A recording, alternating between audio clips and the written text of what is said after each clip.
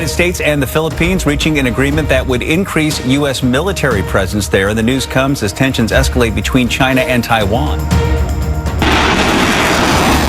U.S. Defense Secretary Pete Hegseth has delivered a stark warning about China's ambitions in Asia, saying America will defend its interests in the region.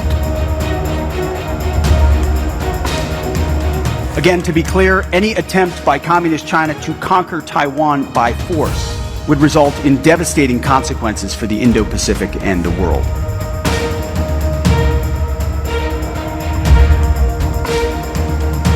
As the Indo-Pacific edges deeper into strategic turbulence, one partnership is proving to be a bulwark against uncertainty: the US-Philippine alliance.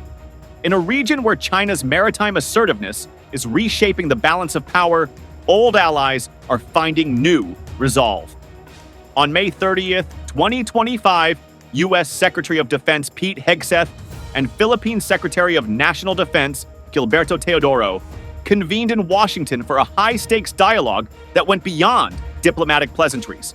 It was a reaffirmation, loud and clear, of their shared commitment to restoring deterrence in one of the world's most contested theaters. Commitment of the Trump administration to engage in the ASEAN and the Indo-Pacific.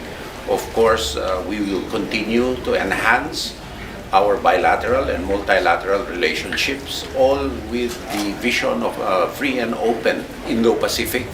This wasn't just a ceremonial meeting, it was a strategic continuation of their March 28th discussions in Manila, where both leaders underscored that the 1951 Mutual Defense Treaty remains not only relevant, but essential in today's evolving threat landscape.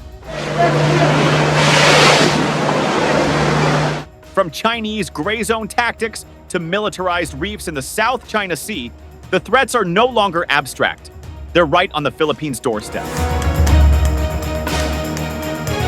Hegseth and Teodoro's discussions celebrated a major milestone: the conclusion of Balikatan 2025, the largest and most complex joint military exercise in the history of the alliance.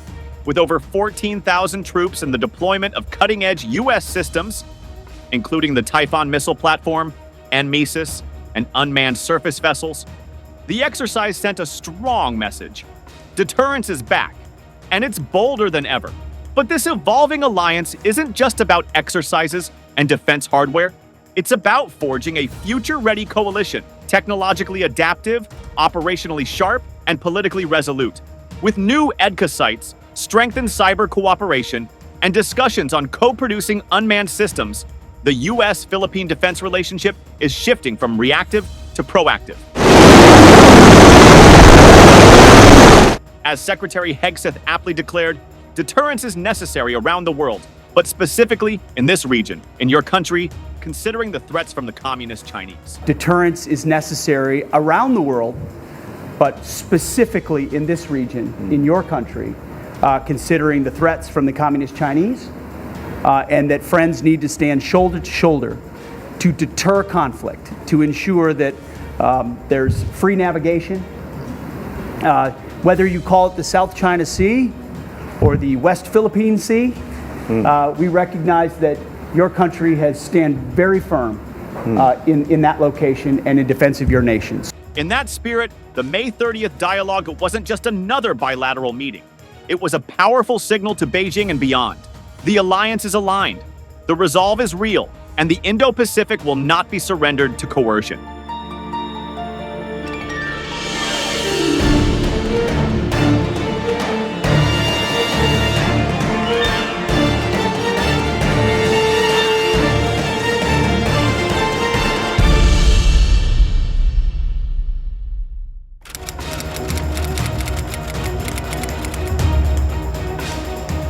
The United States expressed strong support for the Philippines' resolute position in defending its sovereign rights in the South China Sea. Tensions in the region escalated further on May 22, 2025, when the Philippine Fisheries Bureau reported that the Chinese Coast Guard used water cannons and physically sideswiped the BRP Datu Sanday during a research mission near Sandy Cay. The attack, which damaged the vessel's port bow and smokestack, marked the first recorded use of water cannons against a Philippine vessel in this area. Chinese Coast Guard vessel number 21559. This is MMOB 3002. BRP Datu Sanday, Bureau of Fisheries and Aquatic Resources. A government vessel of the Philippines. Your unsafe maneuvers are in clear violation of your obligations for safe conduct under the 1972 International Regulations. These incidents are part of a broader pattern of increasingly aggressive behavior, with Chinese ships frequently forcing Filipino boats off course and using lasers and other coercive measures against Filipino fishermen. This growing hostility prompted Philippine Defense Secretary Gilberto Teodoro Jr.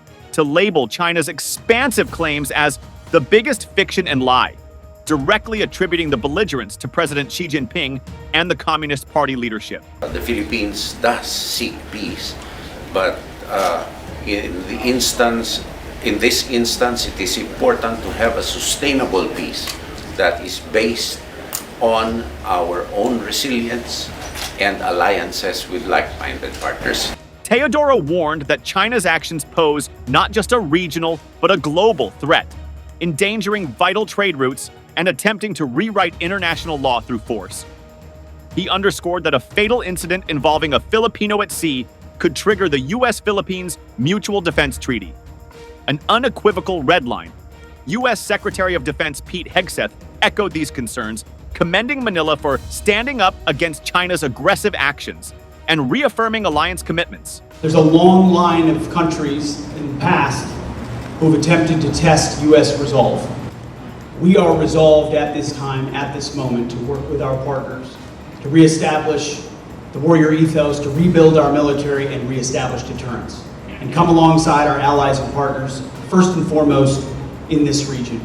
President Marcos Jr. likewise doubled down on the country's defense stance by retaining Teodoro in a recent cabinet reshuffle and calling for a legally binding code of conduct in the South China Sea during the 46th ASEAN Summit. We underscore the urgent need to accelerate the adoption of a legally binding code of conduct in the South China Sea.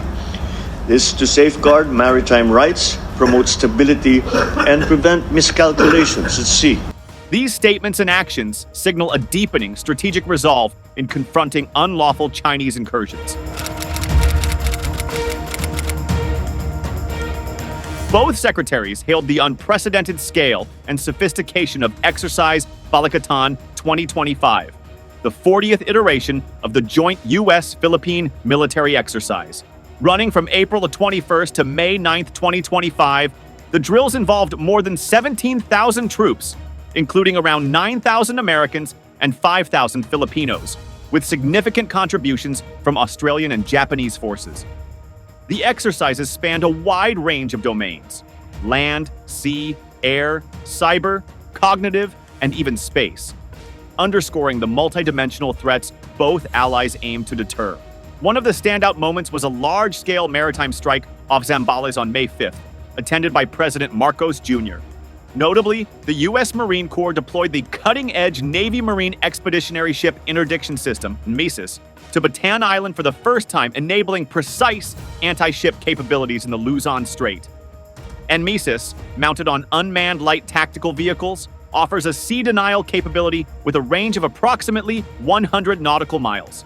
U.S. Lieutenant General James Glynn emphasized the scale of the exercise, highlighting over 20 participating nations and the opportunity to preserve peace for the good of all. It is the integration, the purposeful integration of real-world security situations relevant to the region with live, virtual, and constructive training opportunities that will give us as a collective entity the opportunity to demonstrate capabilities across all domains, across all services and all forces. So land forces focused on land objectives, sea, air, and increasingly year over year, we will see space-based capabilities. Philippine Army General Romeo Bronner echoed this sentiment, framing the drills as a comprehensive readiness assessment across all operational domains.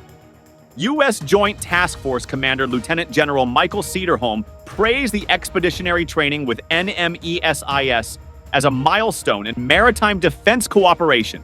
Beyond missiles, the exercise showcased technological advancements, including the Typhon mid-range missile system capable of targeting southern China, and the deployment of unmanned surface vessels, USVs, like the Electric Mantis T-12. These USVs enhance the Philippines' maritime surveillance, search and rescue, and electronic warfare capabilities, further embedding the alliance's interoperability.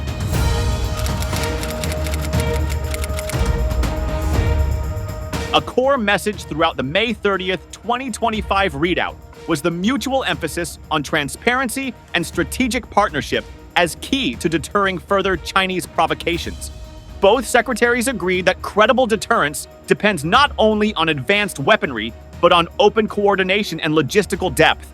In this spirit, a landmark joint vision statement on U.S.-Philippine defense industrial cooperation was released on March 28th, identifying priority areas such as unmanned systems, ship and aircraft maintenance, critical minerals, and logistical support.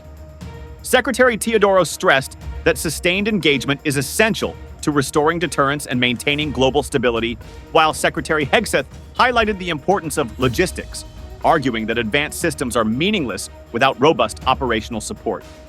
This vision reflects a shift from symbolic military gestures to deeper, more sustainable defense integration. Ongoing dialogues between Hegseth and Teodoro serve as a visible manifestation of this enduring alliance. Transparency, too, has become a strategic tool. The Philippine government, through figures like Commodore J. Terriella, has leaned into public and international transparency whenever incidents with China occur, shaping narratives and galvanizing global support. In conducting marine scientific research within the Philippines' exclusive economic zone. So as a result of that, the BRP Teresa Magbanwa, together with the Coast Guard aircraft, based on the photos and videos that we released yesterday, both Coast Guard assets challenge the activity of the Chinese research vessel. They were also advised to stop whatever they are doing, considering that there are a lot of indications that they are carrying out a marine scientific research, and these are not just the reason why they are there is not only because of freedom of navigation. This combination of force posture, public diplomacy, and industrial synergy illustrates a shared commitment by Washington and Manila to deter aggression while reinforcing a rules-based international order in the Indo-Pacific.